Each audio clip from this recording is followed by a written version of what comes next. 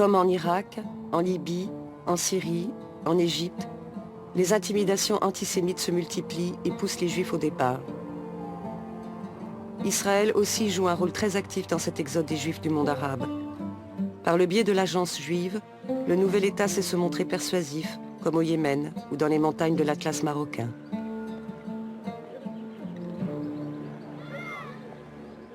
On ne leur parlait pas d'émigration, on ne leur parlait pas d'État juif, on leur parlait de Aliyah, c'est-à-dire de monter en Terre Sainte.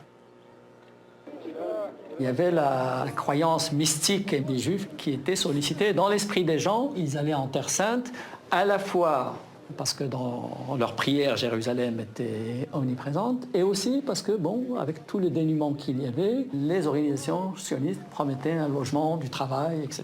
Donc il y avait à la fois cette combinaison, si vous voulez, aspiration messianique, mais aussi émigration de type économique.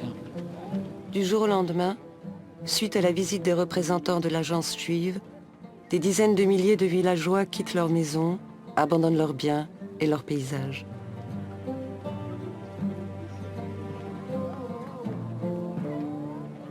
On l'oublie, mais il faut le souligner que dans beaucoup, peut-être dans la plupart même de ces pays, dans tous ces pays, ou presque, les Juifs étaient présents bien avant les Arabes. Alors, donc, les Juifs irakiens se considéraient, bien entendu, plus irakiens que les Arabes.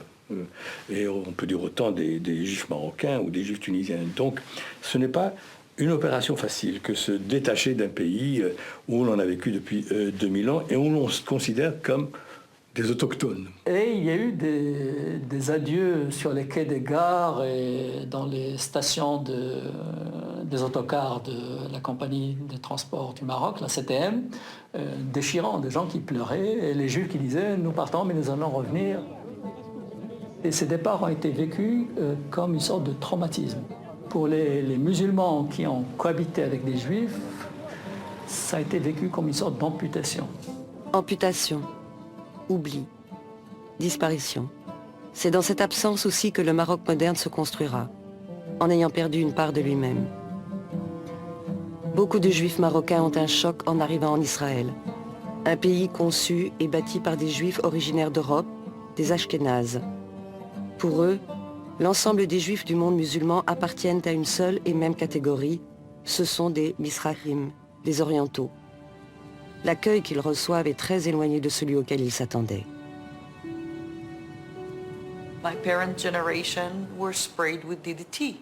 La génération de mes parents a été aspergée de DDT. Leur arrivée a été un moment assez traumatisant. Ils portaient leurs plus belles robes, leurs plus beaux costumes, ils étaient venus avec ce qu'ils avaient pu emporter. Parce qu'en Irak, le fait de renoncer à la citoyenneté ne les autorisait pas à emporter beaucoup de choses. Mais ils arrivaient avec ce qu'ils avaient de mieux et on les traitait comme des insectes, comme s'ils étaient porteurs de maladies. Et ce moment-là, ce choc de l'arrivée n'a jamais cessé de hanter les Juifs orientaux d'Israël.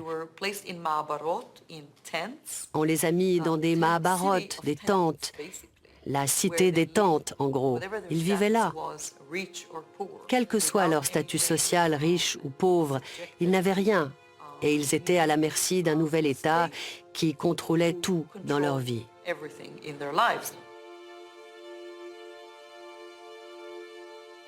Il y a toute une poésie, tous des chants qui rappellent justement les premières années difficiles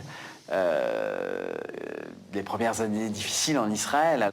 يا ماما وزيتراني واحد الكيبوت شلاحوني 7 أيام في البحور مشيت وشلت الحيفا وتهنيت ذخلوتي عباوني البيت ليد أشمل يميني علمو فينا